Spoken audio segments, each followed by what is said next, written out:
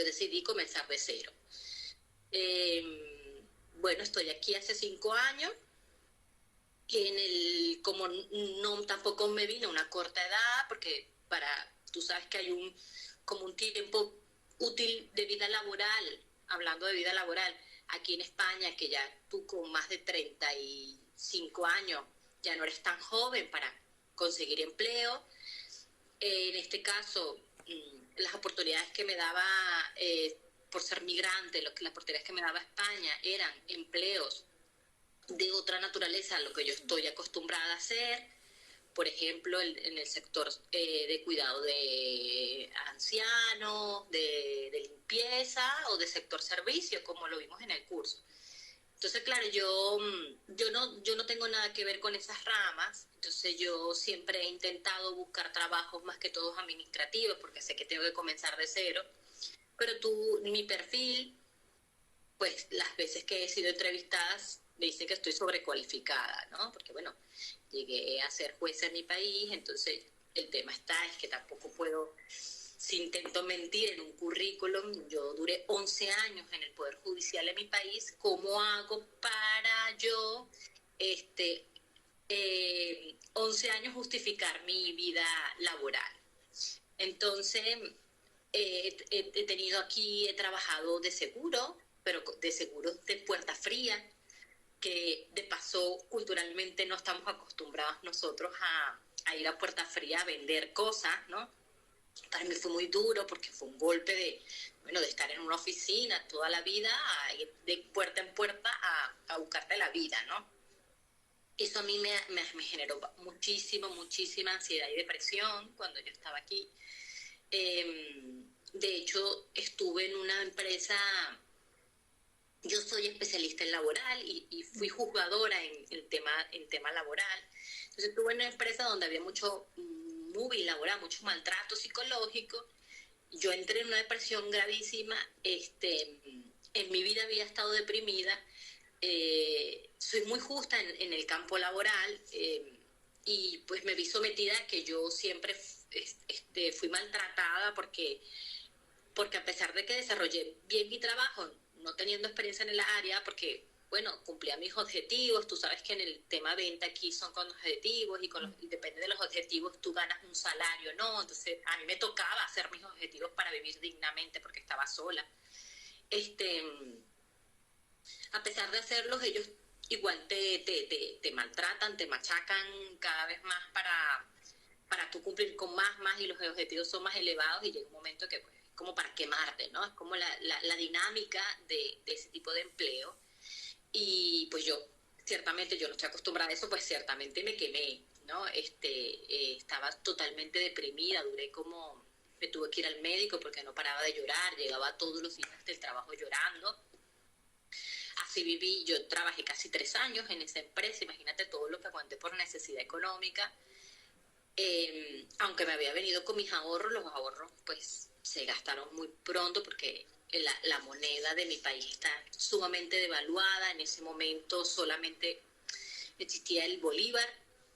Ahora es que todo está equiparado a dólares, pero en ese momento cuando me vine, que fue en el 2018, entonces el bolívar no valía nada en comparación al euro. Entonces, claro, mis ahorros, aunque no era tan poquito allá, aquí era demasiado poquito. Entonces, claro, esos ahorros a mí se me consumieron en 6 meses más con mi sueldo, imagínate, ¿no? Entonces, esos ahorros míos eran los ahorros de toda mi vida, ¿no? Que vivía bien, ¿no? Yo tenía una estabilidad económica y laboral muy elevada. De hecho, si tú me buscas por internet algo, luego te pasaré mis sentencias para que más o menos veas mi perfil. Sé que no soy un perfil común de migrante, pero sí las hay, ¿no? Como yo, mi perfil.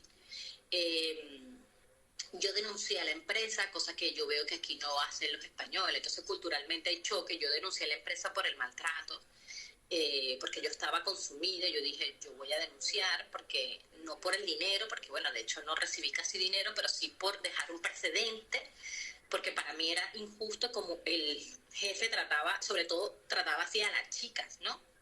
Y la mayoría de las personas que ejercen ese trabajo éramos latinoamericanos, ¿no?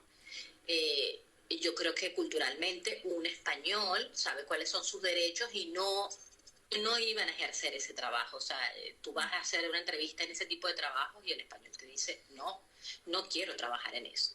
Yo trabajé en eso no porque me gustaba, era por necesidad. Sin embargo, eso, duré casi 3 años, o sea, aguanté muchísimo, muchísimo. Y yo dije, bueno, eh, yo sí me voy, fui al psicólogo porque estaba súper deprimida, me remitieron al psicólogo de la Seguridad Social, el médico de cabecera, y me dijo, tienes que irte de allí porque te vas a caer en cama. Y tomé la decisión contundentemente de irme de ese trabajo, denuncié, lo llevamos hacia la inspectoría de trabajo, me ofrecieron un poquito de dinero, la indemnización por despido, que no es mucho, pero bueno. Eh, y bueno, y me acuerdo que aún yo estando en el proceso de de la denuncia, la misma abogada mía, porque la busqué a través del sindicato, porque la empresa tiene sindicato, me decía que bueno, que si yo estaba segura, porque si no luego no iba a conseguir más trabajo, porque marcaba un precedente en mí, y yo decía, bueno, a mí me parece totalmente injusto porque este es mi derecho, o sea, yo no he hecho nada, yo solo he trabajado y nunca he faltado a mi trabajo, de hecho, nunca, nunca, nunca metí un reposo médico que aquí se llama, bueno, una baja médica, nunca, nada, o sea, siempre, casi 3 años ininterrumpidamente no falté a mi trabajo y cumplía mi horario, y esos son horarios partidos donde casi llegas a las 10 de la noche a tu casa. Eso lo hice estando con mi hija. Yo cuando me vine, mi hija tenía 8 años, en ese momento era bastante pequeña, las pequeñas pues, el grande no tanto, entonces bueno, el grande me ayudaba, ¿no? Porque estaba en su proceso también de adaptación y me ayudaba con mi hija, y entonces claro, yo estaba una situación donde que tenía que aguantar sí o sí, ¿no? Porque, bueno, como comíamos y como vivíamos, ¿no? Pagábamos alquiler, y obviamente tú sabes que para una persona aquí en España, un migrante, si tienes un salario de 1.200, que era más o menos lo que yo percibía, porque tenía un salario base de, de 800 en esa oportunidad, y si hacía mis objetivos, pues llegaba a los 1.200. Entonces yo estaba en meses que estaba entre 800 a 1.200, por decirte algo, ¿no? No siempre cobraba 800, pero si hacía la mitad de mis objetivos era 900, porque era proporcional, ¿no? Entonces, bueno, yo decidí denunciar, como te dije, me dieron una indemnización, me metieron cada vez más miedo. Sin embargo, yo siempre estuve decidida a hacerlo, ¿no? Porque lo veía necesario. Me di cuenta también allí en ese proceso de denuncia que hice a nivel de inspectoría de trabajo que la gente tiene muchísimo temor a perder el trabajo. Eh, Me di cuenta que en esa parte culturalmente somos muy distintos porque yo venía, ¿no? de resolver problemas laborales, ¿no? Y para mí era algo natural, ¿no? Si tú no estás de acuerdo con algo, tú vas, denuncias, se resuelve. Ojo, a veces tú vas a una inspectoría a resolver un concepto laboral sin terminar la relación de trabajo. Aquí me obligaron, el de sindicato me dijo, si te vas a reclamar, tienes que romper la relación de trabajo, tiene que haber una finalización. O sea, siempre hasta el final me sentí amenazada por reclamar un derecho mío, ¿no? Yo cumplía con mi objetivo, cumplía con mi horario, pero yo tenía dos jefes, una mujer y un hombre, que vivían gritándonos, pero podían durar 2 horas gritándonos. Para mí, culturalmente, nosotros somos de voces, tenemos un tono de voz muy bajo, ¿no? No estamos acostumbrados al tono de voz alto.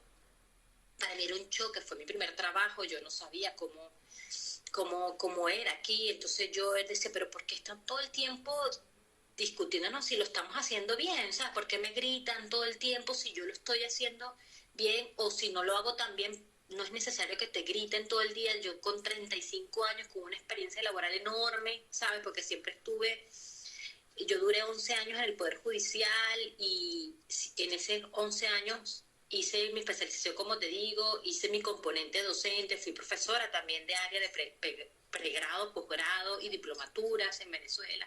Entonces, claro, para mí yo venía de un sector más académico, de un sector un poco más justo, entonces, claro, llegar a eso para mí fue un choque enorme. De hecho, cuando yo hice mi entrevista de trabajo, yo al día siguiente ya yo estaba allí, o sea, yo, como yo no conocía el sector laboral aquí en España, pues yo decía, bueno, qué increíble, ya conseguí trabajo tan rápido, ¿no? Claro, cuando me di cuenta de a dónde caí, yo dije, bueno, con razón conseguí trabajo tan rápido. ¿Y cómo encontraste el Luego, trabajo? lo conseguí creo que por la página de InfoJob, ¿Y crees por que InfoJob. buscaban personas migrantes a propósito? Sí, sí, correcto. Sí, exactamente lo que tú dices es súper acertado porque creo que el tipo de trabajo es para la gente que tiene mucha necesidad y que luego tratan de crearle un miedo y una codependencia al trabajo para que no te vayas y poder ser explotado. Yo me sentí explotada totalmente y miraba a los lados y todos mis compañeros eran todos migrantes. Los españoles eran los jefes, nosotros no, los asesores, los que íbamos a la calle, todos éramos migrantes. Había, de hecho, migrantes hasta más éramos latinoamericanos, pero también había migrantes europeos, había una francesa, habían varios venezolanos, justamente yo tenía como 3, 4 compañeros venezolanos, casi todos éramos venezolanos. Entonces, claro, y en otras oficinas, porque es seguro, ¿no? Entonces, sabes que son muchas oficinas. En otras oficinas sí, veía que había de todo, ¿no? Pero latinoamericano.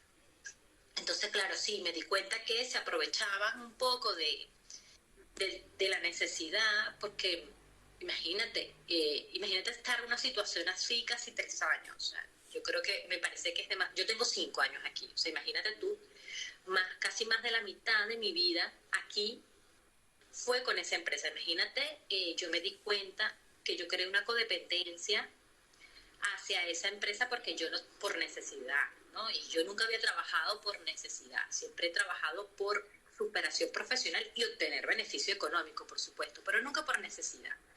¿Por qué? Porque, bueno, yo siempre, en mi país yo no tuve necesidades, gracias a Dios, pues, pero es que no tuve. Pero aquí sí, entonces, claro, me impactó, ¿no? Que yo misma no pudiera dejar, era como una relación amorosa tóxica, ¿no? Era tal cual, o sea que yo sé que estoy mal, pero yo no podía porque yo decía que yo era incapaz para estar en otro sitio, porque no me iban a contratar en otro sitio, porque de paso la dinámica de las reuniones con los jefes en ese trabajo era que este es un trabajo maravilloso, no van a conseguir otro trabajo mejor, te llenaban de unas cosas que tú decías, wow, ¿será que sí? Porque ustedes están aquí con nosotros, nos tienen un contrato indefinido, ¿sabes? Nos decían sobre todo porque que teníamos un contrato indefinido y no íbamos a encontrar eso en otro lugar. Que aquí en España es muy difícil tener un contrato indefinido. Entonces, claro, tú por tu ignorancia, por ser migrante, por tu ignorancia de conocimiento laboral a un nuevo país, a una nueva sociedad, pues tú dices, bueno, sí, debe ser, ¿no? Entonces, claro, tú sales a la calle y tú ves que poca gente tiene un contrato indefinido, al menos que seas un funcionario público, ¿no? Porque estás ahí, tienes una estabilidad. Entonces, claro, te da miedo, entonces tú te quedas allí. A mí el que me hizo abrir los ojos fue el psicólogo, imagínate, de la seguridad social, que te remiten, que me remitió y me dijo, no, aquí no todos los empleos son así, tú puedes conseguir algo mejor, tú puedes conseguir algo que te dé tranquilidad, que no te genere ansiedad. Yo estaba todos los días, te lo prometo, que el último año yo llegaba todos los días y lloraba. O sea, yo me acostaba llorando, yo estaba totalmente deprimida. Sin embargo, me levantaba al día siguiente a la mañana, me duchaba y me iba para el trabajo como si nada. Pero yo me di cuenta que yo tengo la suficiente inteligencia para salir de esto. Yo decía, yo tengo que salir de esto sí o sí. Entonces, cuando me fui de allí, decidí estudiar porque yo dije, yo había averiguado para homologar mi título, pero es bastante también complicado. Quiero que sepas que para un migrante traerse tu profesión para acá es casi imposible. Te explico por qué. Primero, los trámites, hay mucha burocracia para los trámites, ¿no? Para los trámites de la homologación. Te piden una infinidad documento que si vienes de un país donde está tan grave como Venezuela para tramitar cosas desde distancia, pues es como hay que descartarlo. Entonces ahí lo descarta, entonces ya ahí la puerta se te cierra, ¿no? Se te cierra el tema de homologación, equivalencia. Luego tienes la posibilidad de entrar a una universidad, pagar unos aranceles donde tienes que volver a hacer el grado, pero con con la equivalencia de alguna, te equivalen algunas materias, ¿no? Entonces en este caso tienes que hacer más o menos como 2 años, y en mi caso de Derecho tienes que hacer 2 años de estudio en la universidad y presentar luego una evaluación para poder ejercer y seguir esos requisitos que lo hace también un español, ¿no? Me iría como volver a estudiar, como lo hacen aquí. Pero entonces ya son años, ¿no? Que son 2 años más el año que para graduarte, para poder ejercer, son como 3 años. Claro, a mí me parecía eso infinito, ¿no? Al llegar con necesidad de querer trabajar, yo lo descarté. Pero cuando yo me salí, bueno, yo me salí de Santa Lucía, conseguí otro trabajo donde también fui muy explotada, que fue en una tienda de ropa, fui dependiente en una tienda de ropa usada, y mi jefe era un marroquí, era mi jefe. Fue peor aún. Sin embargo, bueno, yo ahí no denuncié ni nada, pero bueno, ya yo tenía como, ahí habían domingos que trabajaba 12 horas, ¿ok? 12 horas. Trabajaba desde las 9 de la mañana hasta las 9 de la noche, y él nos prohibía sentarnos porque éramos dependientes. No nos podíamos sentar sino a la hora de comer. Y comíamos ahí sin hora. O sea, comes y te sientas y te levantas. Yo así trabajé con 6 meses con la tienda de ropa. Claro, yo ahí también me sentía como culpable cuando yo estaba trabajando y decía, bueno, pero entonces soy yo la que no me adapto, ¿no? Uno se siente culpable porque dice, bueno, no puede ser que a mí tampoco me guste, ¿no? Este trabajo, ¿no? Es totalmente distinto. Yo decía, bueno, pero me fui a otra área como de dependiente. Yo decía, pero ¿por qué no me gusta? Pero ya ahí me di cuenta, no, ya no me gusta, era que ya yo no podía más con mi edad. Yo no tenía 35, yo ya tenía 38, por supuesto, ya con mi edad. Yo me cansaba enormemente, tenía dolor de espalda todo el día. O sea, yo trabajaba, solo tenía un día de descanso a la semana, y trabajamos como 9 horas cada día, y los domingos 12 horas. Entonces, claro, y como era muy acumulativa, a veces si tu día de descanso no era el lunes, si trabajabas ese domingo, el lunes a las 9 de la mañana ya estabas otra vez en la tienda. Entonces era casi que dormías y te ibas a la tienda. Dije, no puedo más. O sea, no puedo más, me retiré también de allí, dije, no puedo más porque no puedo. O sea, era inhumano, no podía más. Luego de ahí me contrataron me fui a Plus Ultra, ¿no? Y me llamaron de Plus Ultra, que es otra empresa de seguros, que me llamaron porque yo duré mucho tiempo en el seguro anterior. Y claro, yo también ese trabajo lo conseguí porque mi coche lo tenía asegurado con esa empresa, ¿no? Y el señor de la aseguradora me llama y me dice que si yo tenía trabajo, y justamente no tenía trabajo. O sea, bueno, estaba a punto de querer irme de la tienda, ¿no? Entonces, yo le dije que sí, que me hiciera una propuesta laboral, que yo estaba dispuesta, ¿no? Y claro, también me di cuenta es que yo también tengo mucho desarrollo en el tema laboral, porque bueno, como te digo, fui jueza laboral, entonces sé lo que buscan cuando buscan un perfil, ¿no? Cuando él me habló de lo que necesitaba allí, era una administrativa comercial. Ese me gustó bastante porque tenía una parte administrativa que podía estar sentada a veces trabajando, y eso me generó emoción, porque yo, wow, volver a una oficina al fin, ¿sabes? Me dice que sí podía trabajar ahí, pero yo sabía que la intención era traerme los contactos de la primera aseguradora que estuve, que no te la voy a nombrar porque como la denuncié, pues prefiero no nombrarla. Entonces, claro, yo le dije, mira, yo no me puedo traer la cartera de cliente de ellos, pero yo sí sé mis clientes y te lo puedo traer perfectamente. porque soy muy correcta a la hora de trabajar, ¿sabes? Porque es por donde me desarrollé así, ¿no? O sea, me desarrollé en esa área y soy muy correcta. Entonces, él me dice que está bien y bueno, duré allí 6 meses más, pero los objetivos eran muy elevados.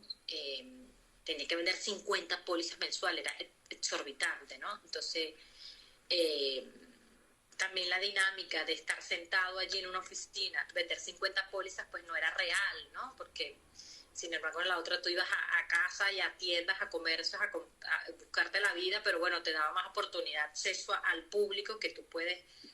Allí tenías que jugarte con la gente que iba a la oficina y llamaba por teléfono. Entonces, un poco más complicado. Ya yo con esos 3 años de experiencia sabía que era más complicado buscar 50 pólizas, pero al principio lo podía hacer con sus clientes y los míos, pero ya luego. Entonces yo decidí, ahí tomé la decisión de también terminar la relación de trabajo. En las 3 he terminado yo la relación de trabajo, cosa que nunca me había pasado en mi vida porque siempre he tenido, como te digo, trabajo con mucho periodo de tiempo y constante, ¿no? Tiendo a ser una persona muy estable y muy largo, y esto es lo que me ha generado ansiedad, esa inestabilidad laboral. Eh, pero bueno, yo ahí empecé ya cuando yo veía que se me hacía, yo no me gusta quedar mal, ¿no? Si yo me hice un compromiso de hacer 50 pólizas mensuales y vi que ya los últimos meses no lo podía hacer, empecé a pensar qué voy a hacer yo con mi vida. Entonces me fui al CEPE, hice preguntas a ver si yo era acreedora de beneficios para poder estudiar, este, porque decidí estudiar, dije que tengo que luchar por lo que quiero aquí, así se me vaya la vida, pero lo voy a hacer. Entonces me fui al CEPE, el CEPE me propuso ayudarme con con esta, ¿cómo se llama? Una pensión, con una ayuda, que es como tipo pensión, pero no se llama pensión, es una ayuda por tener una hija menor española, ¿no? Porque mis hijos tienen la nacionalidad por el arraigo que te digo, y yo soy residente, mis hijos tienen la nacionalidad. Y yo le dije por cuánto era la ayuda, me dijeron que era por 2 años, y yo, es muy poquito dinero, entonces reestructuré mi vida. El padre de mis hijos está aquí en Valencia porque él es español, pero es venezolano español, ¿no? Como mis hijos. Y yo hablé con ellos que me apoyaran, porque en ese momento cuando yo llegué él no estaba, él estaba en Costa Rica, ¿no? Claro, te estoy hablando desde mi historia, desde mi llegada, entonces él luego se radicó primero en Barcelona, luego se vino a Valencia.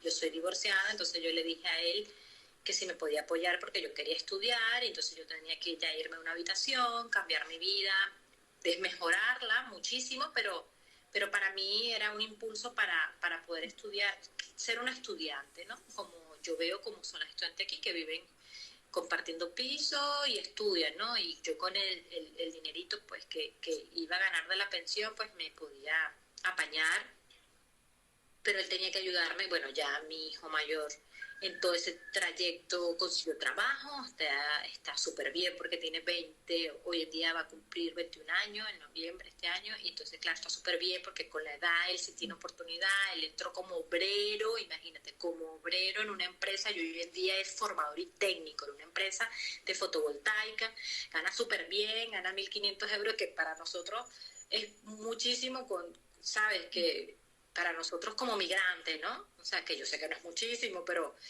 para nosotros está muy bien. Entonces él se independizó, entonces yo, claro, yo dije, bueno, ya como lo veo él estable y mi hija ya está en la ESO, yo dije, bueno, ahora me toca a mí.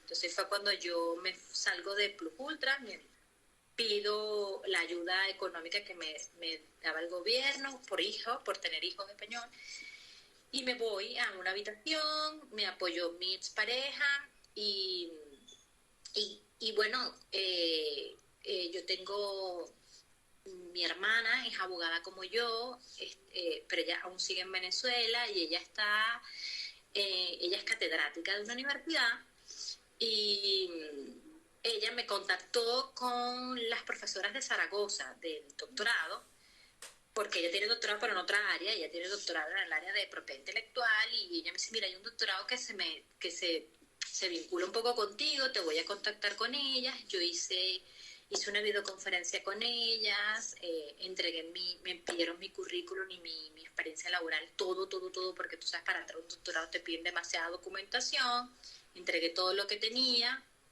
Tuve suerte porque, bueno, es derechos humanos, entonces tuve suerte porque mi mentora ahí en el derecho es la profesora María Elosegui, que es una jueza de los tribunales de derechos humanos en Estrasburgo, española, una jueza de los tribunales europeos, y fue la que me apoyó, porque claro, al ver que yo fui jueza, o sea, creo que se sensibilizó, ¿no? Y dijo, salí seleccionada por mi perfil, porque ahí tú sabes que en el doctorado sales seleccionado por el perfil, por el currículum y tu carta de presentación. Y sabes que solamente seleccionan a 9 por año y yo salí seleccionada